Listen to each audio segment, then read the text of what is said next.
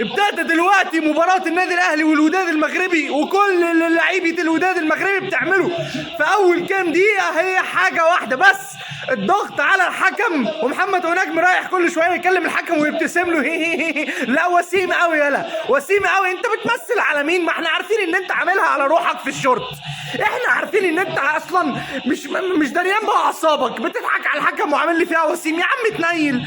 المهم دلوقتي كل اللي بتعمله لعيبة نادي الوداد ان هي بتضغط على الحكم وبتحاول تاخد فاولات على حدود منطقة الجزاء. دلوقتي المعركة معركة نفسية على لعيبة النادي الاهلي. اتمنى باذن الله لعيبة النادي الاهلي يستوعبوا الدرس وما يستدرجوش الى الخناقات. بسم الله الرحمن الرحيم، بنبتدي اللقاء ويلا مع بعضينا. كل الناس بتقول يا رب.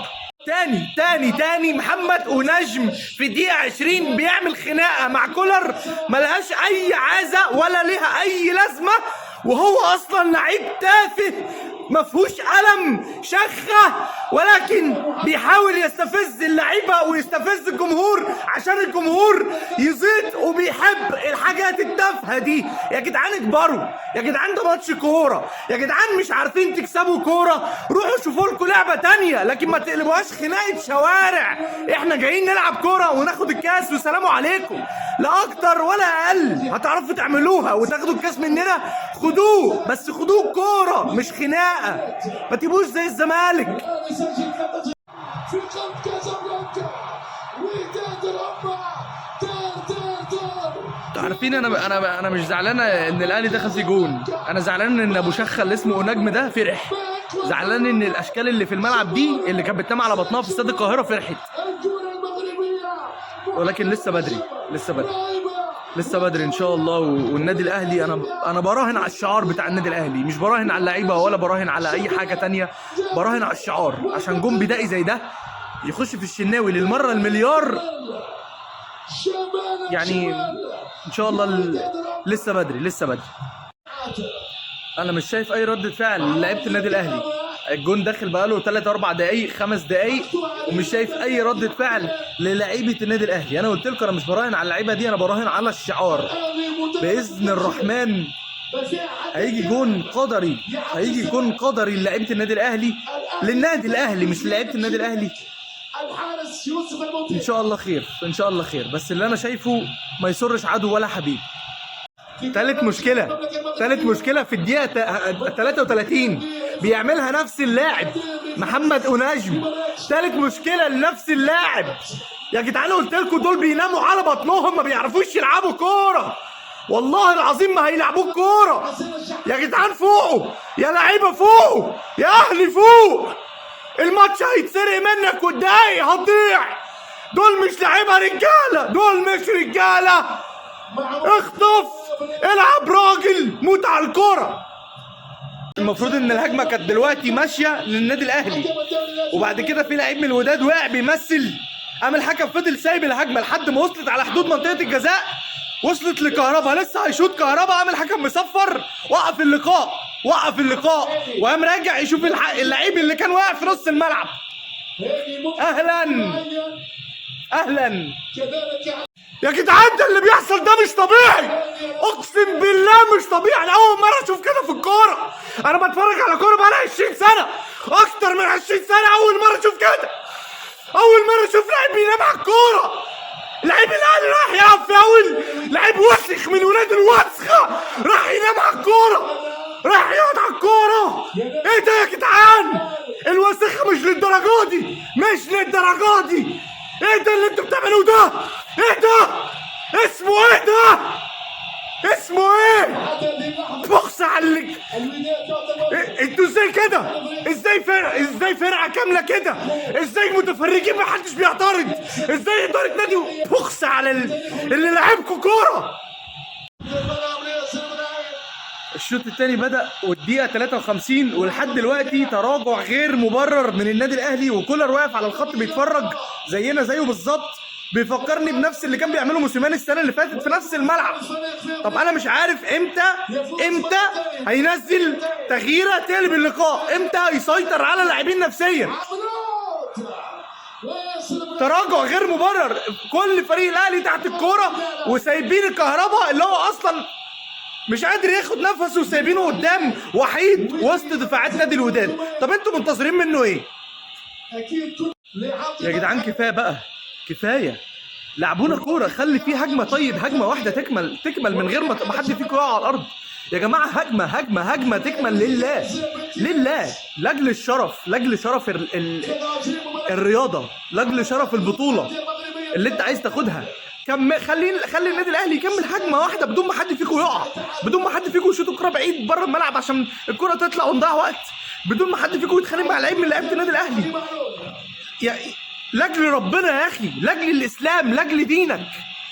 انت بتبص في المرايه ازاي يا تافه يا فاشل؟ لسه ما كملش الكلمه، الفاول كان للعيبه النادي الاهلي في نص الملعب، حسين الشحات لعبها، حمدي فتحي دخل مع الحارس، كوره اقل من العاديه، احتكاك اقل من العادي، الحارس وقع وفضل يتلوى في الارض. لعيب من لعيبه الوداد جه يشرب ميه فقام قاعد على الارض، قال يعني سنه. الدقيقه دلوقتي 62 بالظبط، جمهور نادي الوداد كله تعب، كله قاعد ما بيعملوش اي حاجه غير ان هم يصفروا. لعيبه نادي الوداد وقعت بدنيا وبدات تتراجع في نص ملعبها، لسه فاضل نص ساعه كامله. الرهان دلوقتي على وبين اقدام لعيبه النادي الاهلي، اكون او لا اكون. صراحه انا ما عنديش بجنيه ثقه في الجيل ده، ولكن ربنا يستر، ربنا يتولانا احنا كجمهور ومشجعين. يا رب انت ما ترضاش بالظلم. اللي بيحصل ده مش اجواء طبيعيه يلعب فيها اي بني ادمين، اللي بيحصل ده مش ادمي، اللي بيحصل ده مش طبيعي، اللي بيحصل ده مش اجواء يعني عاديه. مش عارف اقول حاجه. فاضل ربع ساعه يا جماعه شدوا حيلكم شويه يا جماعه، الله يرضى عليكم. ربع ساعه ما حدش يبخل بجهد. ربع ساعه يا رجاله، انتوا لابسين شيرت الاهلي يا رجاله، ما يستاهلش منكم ربع ساعه من نار. طلعوا نار من بقكم.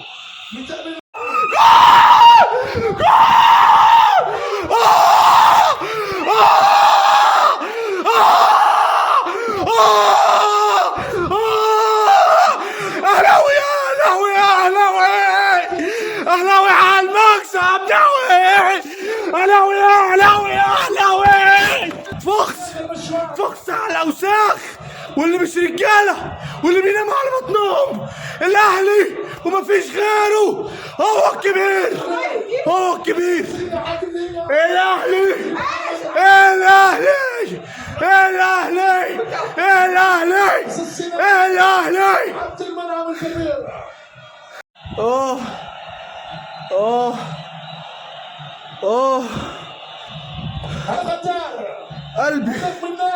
قلبي ايه؟ الاهلي ربنا، الجون ده قدري، اقسم بالله الجون ده من ربنا، الجون ده قدري 100%، الجون ده قدري بلا اي اجتهاد من حد من لعيبه النادي الاهلي. الجون ده دعوات الناس لربنا، الجون ده نظافه، الجون ده اخلاق، الجون ده عشان ربنا بيحب يكرم الشعار اللي بيتقي الله. ومن يتق الله يجعل له مخرجا ويرزقه من حيث لا يحتسب. الحمد لله يا رب، الحمد لله يا رب، الحمد لله. عزا في صوت رؤوف خليف، في عزا، في صوان، في ميتم 40 يوم عند رؤوف خليف وعند التوانسه، ما تفهمش ليه، ولكن احنا الاهلاويه فاهمين ليه. بقيه المشجعين العرب مش فاهمين صوته ماله اتغير، ماله. ارقص يا وداد، شخت الامه، شخت على روحها. ارقص يا وداد، ارقصوا. جمهور الوداد ساكت ليه؟ جمهور الوداد ساكت. بوم بوم بوم بوم، الظاهر امه ماتت. بوم بوم بوم بوم. قسما بالله الصوت بتاع رؤوف خليف كانه حد مات من عيلته، اقسم بالله صوته اختفى يا عيني، واتطفى كده وراح. في ايه يا رؤوفه؟ مالك يا حبيبتي، مالك؟ فوقي فوقي، انت راجل يعني، انت كبير في السن.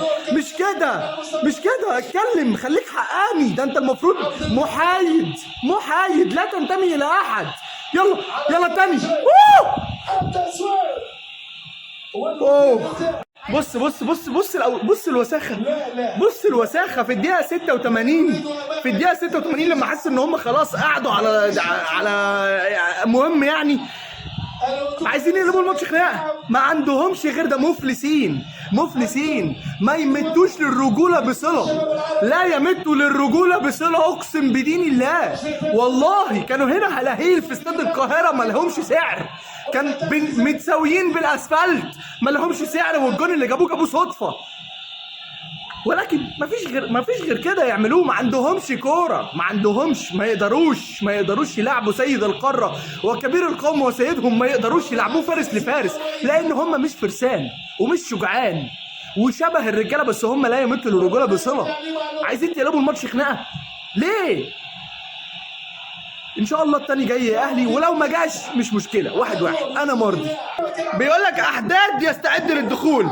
بص دخلوا احداد ودخلوا اسباك ودخلوا انجار ودخلوا اسواق، دخلوا الشعب كله، دخلوا المهن الحرفيه. بصوا عايزكم تاخدوا ميكروباص تنزلوا على الحرفيين، تدخلوا المهن كلها، برضو مش هتكسبوا. برضو يالا يا ابو شخه، يا شخه الامه، برضو شخه الامه يالا. يخرب بيتك يخرب بيتك يا شريف، يخرب بيتك اللي انت عملته، يخرب بيتك. ايه ده؟ 8 دقايق و44 و45 ثانية، ولا هو الوقت بدل الدقيقة أصلا 8 دقايق. بالله عليكم لو الأهلي هو الخسران كانت في ثانية واحدة اتحسبت بعد الوقت بدل الضايع. دلوقتي بقى دخلنا في الدقيقة 9، خلاص الدقيقة 9 اهي، 9 عدت ال9 وبيدي انذار لمحمد عبد المنعم. بالله عليكم لو كان الأهلي خسران كانت لعبت ثانية واحدة بعد الوقت. خلاص النادي الاهلي يفوز بال11، النادي الاهلي يفوز بال11. اهلا وسهلا، مرحبا بك في بيتك. الحمد لله رب العالمين، ربنا رجع الحق لاصحابه، الحمد لله رب العالمين. اللي اتسرق مننا السنه اللي فاتت رجعناه، اللي اتسرق مننا ظلم وزور وبهتان، الحمد لله ربنا رد لنا الحق. الحمد لله 11 البطوله رقم 11 في دوري ابطال افريقيا تعود للنادي الاهلي. انا مش قادر اتكلم. الحمد لله رب العالمين، عودا حميدا، الحمد لله رب العالمين، ولا يحمد سواه.